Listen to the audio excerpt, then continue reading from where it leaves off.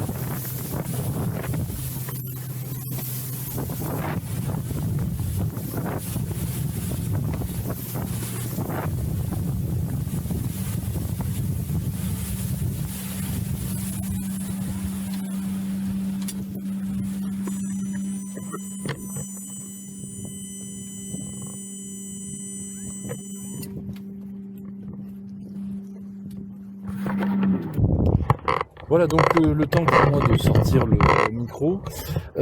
Donc là, je viens de voir passer un groupe de jet ski, puisqu'il y a un loueur qui est là-bas, mais malheureusement, là, il était complet, il ne pouvait pas me louer un jet. C'est pour ça que j'ai pris aujourd'hui donc un bateau à la place. C'est pas grave, j'aurai l'occasion de revenir avec le mien. Et comme vous avez pu le voir, des fois, il n'y a pas que les jet skis qui sont forcément bruyants. Et donc voilà, ça me permet de me faire déjà un avis assez tranché. Alors oui, effectivement, il y a moins de jet ski. Après, je peux comprendre pourquoi ils ont essayé un peu de limiter, et une fois de plus, bon, j'ai un peu le sentiment que on va taper un peu sur les jets parce que ça arrange bien. En revanche, comme vous avez pu le voir, il y a des choses qui sont assez hallucinantes. Il y a des gars avec des paddles de partout. Il y a quand même comment dire, c'est un bordel. c'est très farfelu. Je suis assez surpris. C'est n'importe quoi. Vous voyez, là derrière moi j'ai un paddle. Là j'ai deux wakeboards. Normalement, je crois qu'ils n'ont pas le droit de tracter ici en fait. Ouais, c'est très farfelu comme endroit. Donc voilà. Et ben écoutez, je vous retrouve un peu plus tard pour faire un débrief par rapport à ça. Voilà, donc retour à la maison pour faire un petit bilan des événements que j'ai vus. Alors, avant de commencer, je n'incite à rien au niveau illégal, évidemment. Je rappelle qu'il y a le cadre légal. La loi, le règlement à Vouglan précise que en dehors des professionnels, le jet ski est interdit à la pratique du 1er juillet au 31 août, les samedis, dimanches et les jours de fête. Et pourquoi je vous dis ça? Parce que finalement, eh bien, j'ai été plutôt agréablement surpris de voir que, y compris les loueurs de jet ski, finalement, je n'ai croisé aucun jet ski sur l'eau venant de particuliers. Donc ça, c'est plutôt une bonne nouvelle. Par contre, moi, ce qui m'a un petit peu surpris, c'est que j'ai trouvé que c'était une pagaille monstre sur l'eau. Je ne l'ai pas filmé, mais rien qu'en récupérant le bateau chez le loueur, il y avait par exemple des gens qui s'amusaient à faire un saut sur le ponton, alors que normalement, en dehors des loueurs et des personnes faisant de la location, normalement ils n'avaient pas accédé. Autre exemple aussi, il y avait un moment carrément en partant, en gros, moi il fallait que je recule pour m'éloigner du ponton pour faire une manœuvre et puis ensuite faire demi-tour. Et en fait, derrière moi il y avait un paddle qui était assez près.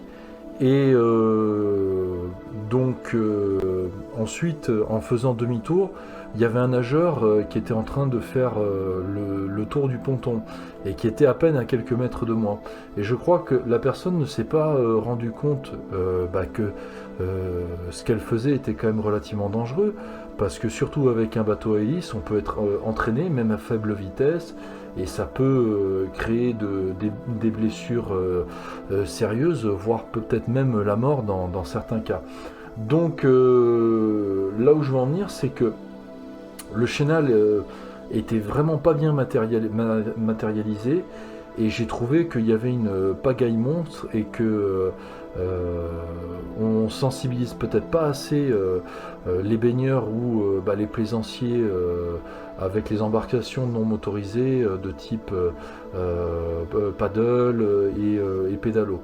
Donc à un moment il fallait un peu serpenter entre les embarcations. C'était quand même pas évident, et je m'attendais pas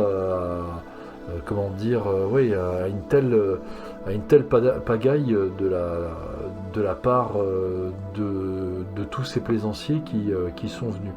Après, je pense que ça s'explique aussi peut-être parce que il y a plusieurs choses. Bon, c'est un lac qui est quand même bien situé, il est à portée pour les Suisses.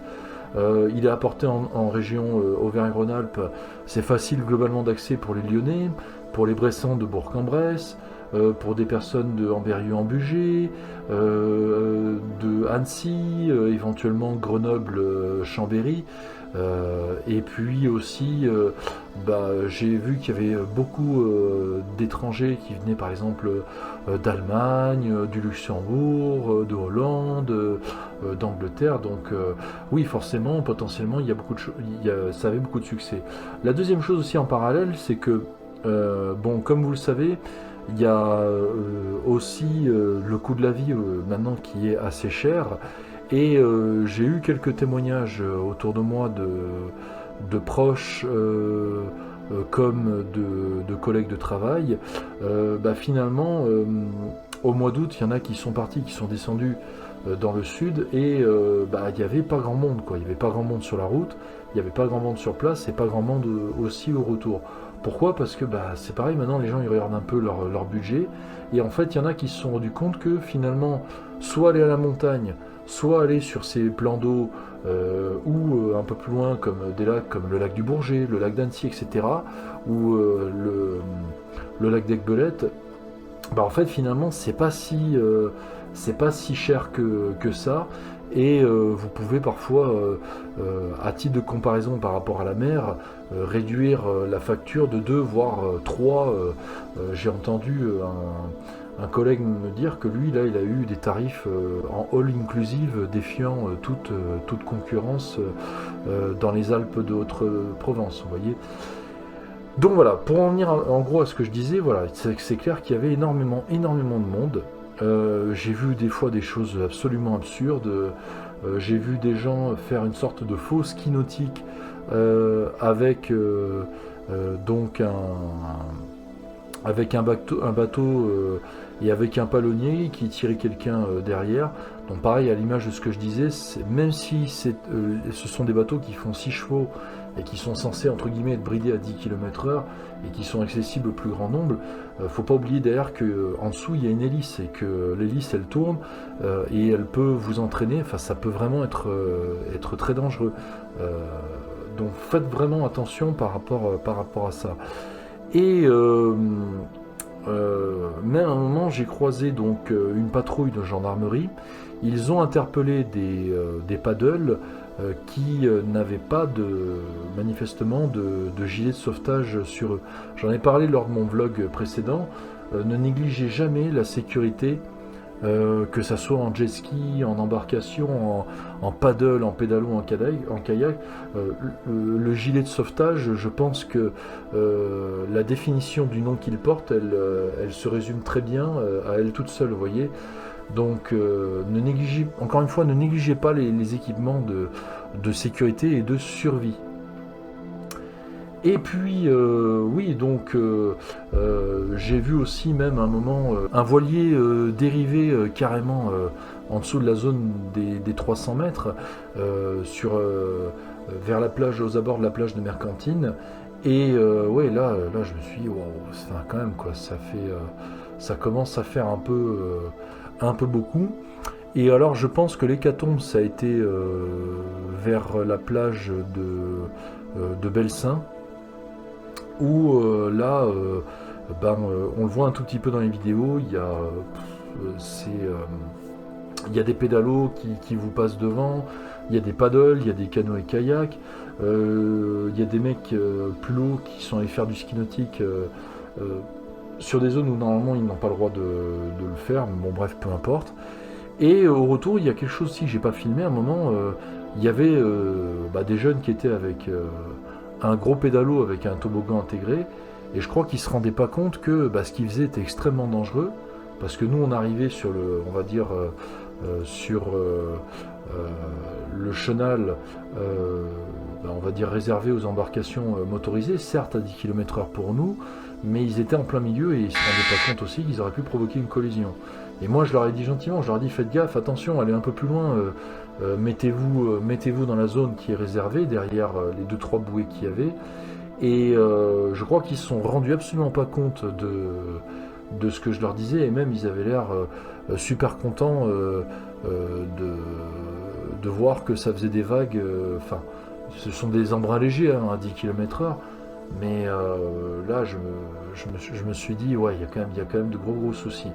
Donc le parallèle, là où je veux en venir, c'est que je peux comprendre aussi que ils essayent un peu, ils essayent un peu de réguler les jets, parce que quand j'ai rendu le bateau, j'en discutais avec le loueur, et le loueur m'a dit un truc qui est pas faux. Il m'a dit oui, il m'a dit toi, tu es un jet skieur confirmé, et en plus tu as de bonnes notions en tant que pilote de bateau. Mais il a dit aussi une chose, il a dit n'oublie pas que contrairement à toi, ces gens-là ne naviguent pas toute l'année, et en moyenne, ils vont louer une embarcation plus ou moins motorisée en moyenne tous les 2 à 3 ans dans leur vie. Et c'est vrai que vu comme ça, je me suis dit c'est pas faux. Par contre, c'est vrai que bon, ils devraient faire beaucoup plus.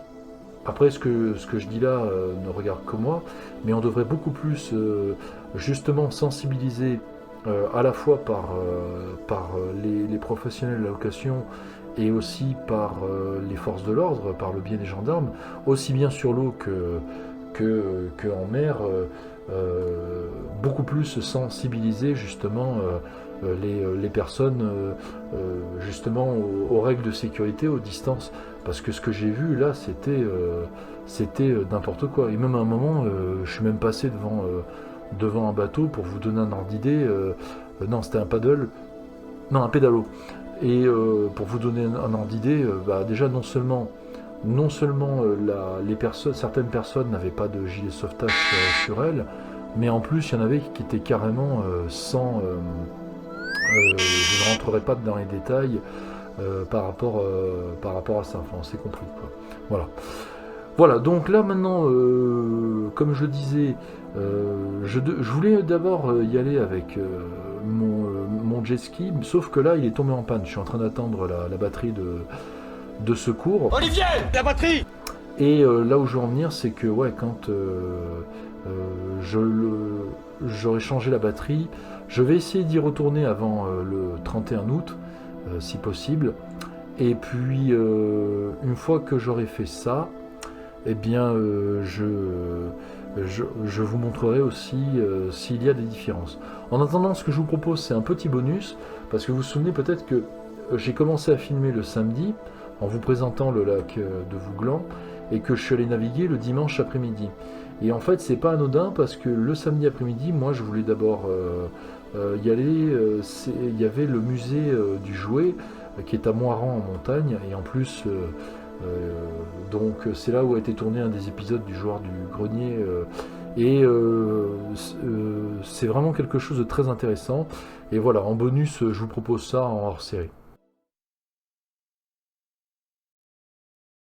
Voilà, donc là nous sommes devant le musée du jouet à Moirans en montagne, vraiment dans un cadre magnifique. Et donc, tant qu'à faire, au passage, je vous propose une petite visite du musée. Allez, c'est parti!